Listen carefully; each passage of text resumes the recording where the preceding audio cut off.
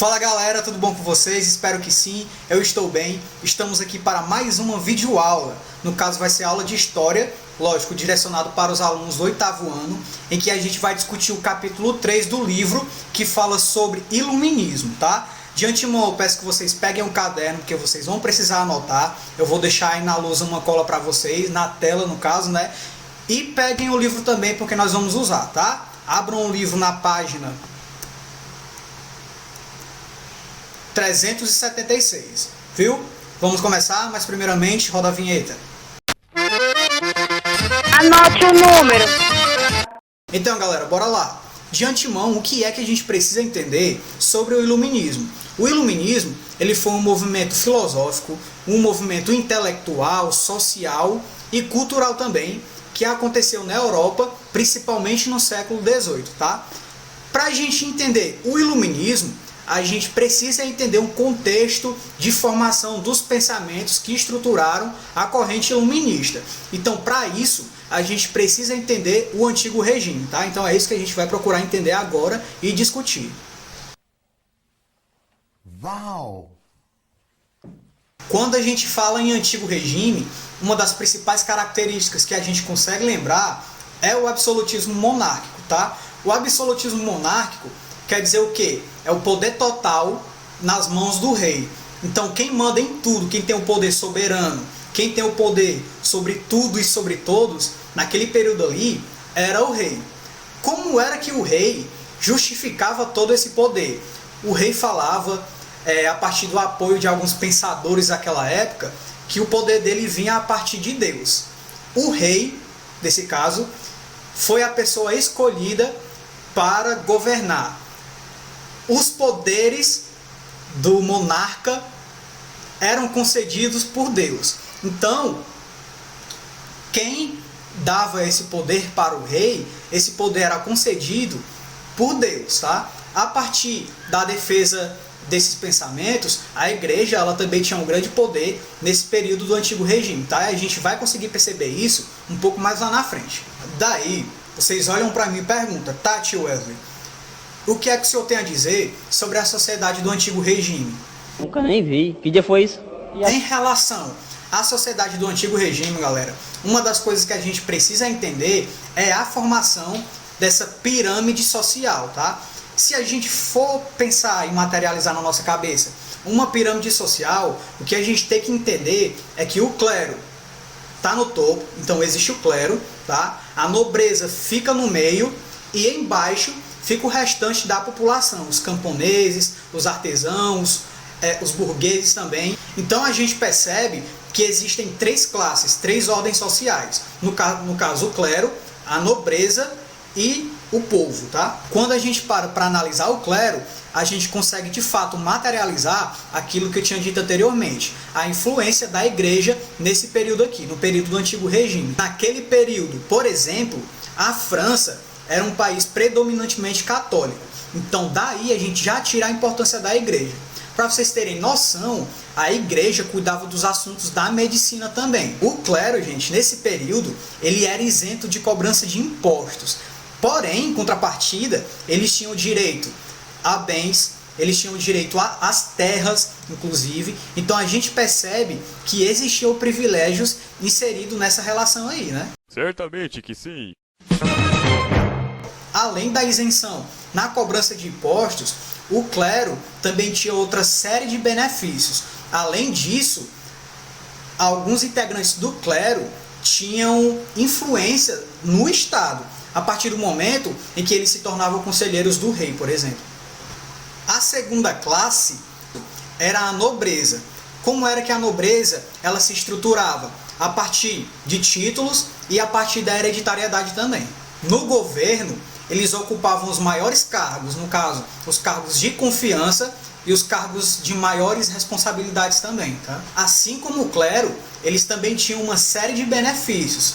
Então, direito à terra, direito a bens, eles tinham o direito, eles tinham a perspectiva de frequentar a corte, então eles sempre se mantinham ali perto do rei, tinham também o direito à isenção de impostos, então eles também mantinham, de certa forma, uma influência social e política naquele período, tá? Wesley, E o terceiro estamento? Não sei. Galera, no caso, o terceiro estamento, né, a terceira classe, seria o restante da população. Aqui eu falo dos camponeses, falo dos burgueses, falo dos criados. Aqui eu falo também dos ditos sans-culottes, né, que no caso eram os artesãos, eram os desempregados e o restante da população mesmo. Tá? O terceiro estamento, galera, a terceira classe, correspondia a aproximadamente 95% da população. A grande parte esmagadora da população daquele período. Então a gente vê a diferença, a disparidade social e econômica daquele período ali, né? Então, tinham pessoas ali, como os camponeses, como os criados, que eram muito injustiçados, porque eles tinham que pagar altos impostos e eles não tinham direitos. Ali não tinham direitos políticos, não tinham direito a receber o retorno dos impostos que pagavam, né? Aqui, os que tinham as melhores condições eram os burgueses, tanto que se dividia em pequena burguesia, média burguesia e alta burguesia, tá?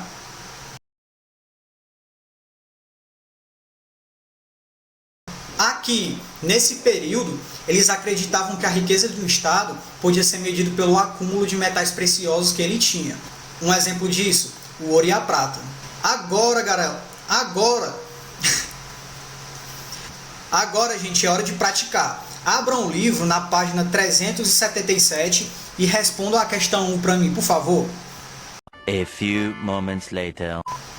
Pronto, resolveram? Bora lá, vou ler com vocês. Primeira questão, página 377.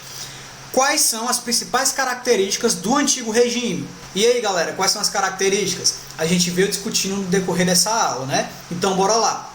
Primeira característica, absolutismo monárquico. Show! Segunda característica, divisão social em 3 camadas sociais. A gente tinha falado do clero, da nobreza e do povo. A outra característica qual é? A gente acabou de discutir agora, o último tópico da aula, o mercantilismo. Show? Então é isso, gente. Eu espero que vocês tenham entendido. Caso vocês não tenham entendido, como eu venho falando nas últimas aulas, entrem em contato comigo pelas redes sociais ou falem com a escola pelo WhatsApp, tá? Daí a escola vai me repassar a dúvida e eu tento tirar a dúvida de vocês. Uma coisa que ficou bastante perceptível pra gente foi a disparidade socioeconômica naquele período ali. A gente tinha no clero e na nobreza bastante direitos, tá? Na verdade, a gente não trata nem mais como direito, a gente pode tratar como privilégios. Em contrapartida, o povo, a população, a maioria da população, e quando a gente fala aqui da maioria da população, a gente fala dos camponeses, a gente fala dos burgueses, a gente fala dos artesãos e do restante da população, sofria muito com a cobrança de impostos e com os direitos que não eram direcionados para essa população. Então, foi durante o século XVIII que parte da população começou a demonstrar um descontentamento diante de toda aquela situação social, econômica e política também.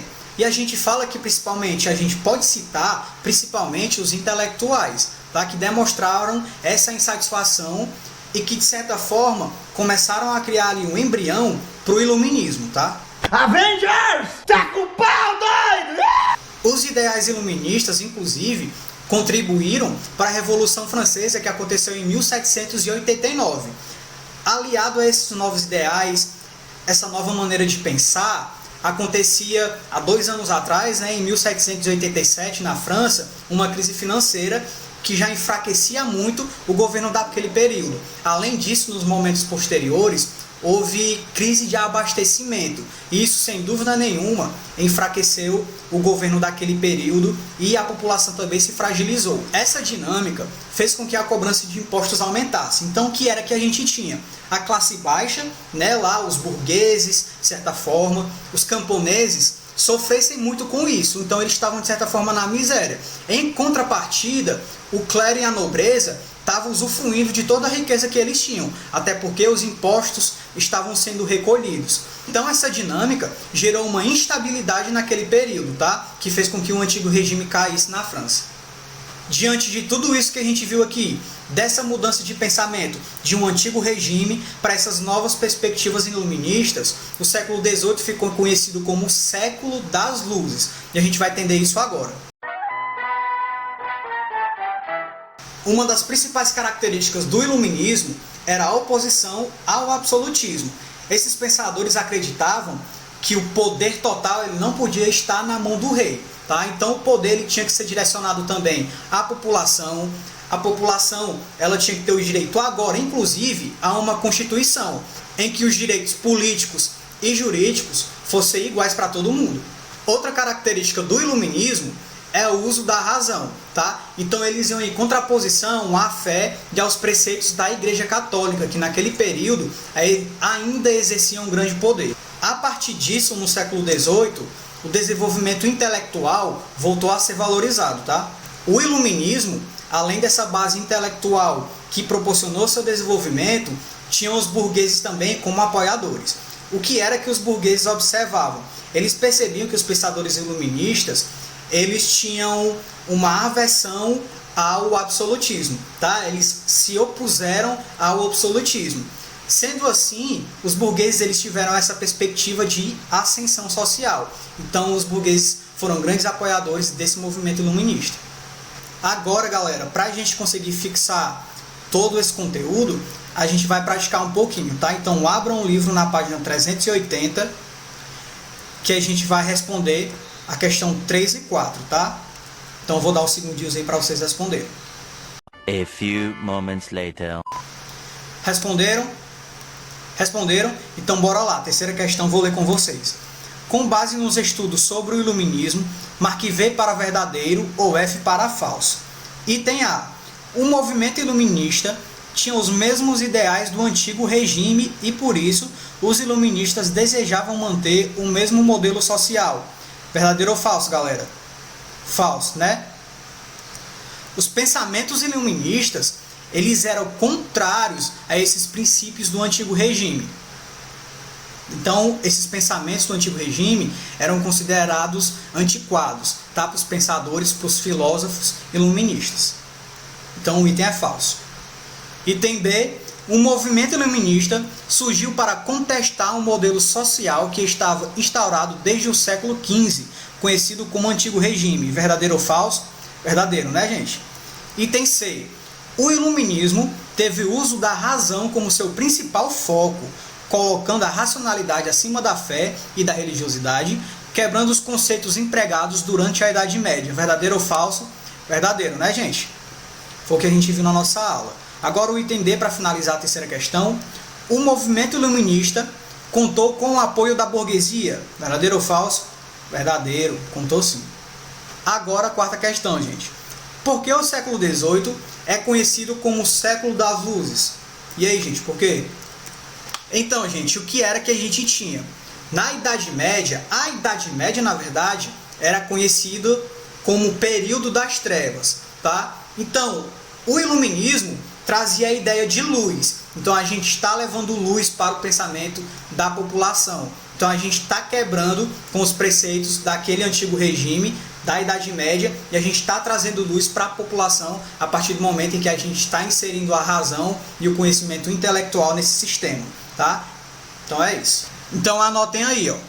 A ideia de luz ou de iluminação representava o uso que vários filósofos e intelectuais faziam do pensamento crítico para compreender melhor o mundo. Assim, a luz era o oposto da escuridão e das trevas, que representavam a ignorância, o atraso e o misticismo característicos da Idade Média. Misticismo. Ximaria. É isso, galera. A gente finaliza a nossa aula por aqui. Espero que vocês tenham entendido. Caso não tenham entendido, vocês já sabem. Entrem em contato comigo pelas redes ou falem no WhatsApp da escola, tá? É isso, estudem e até a próxima. De adição e de oposição.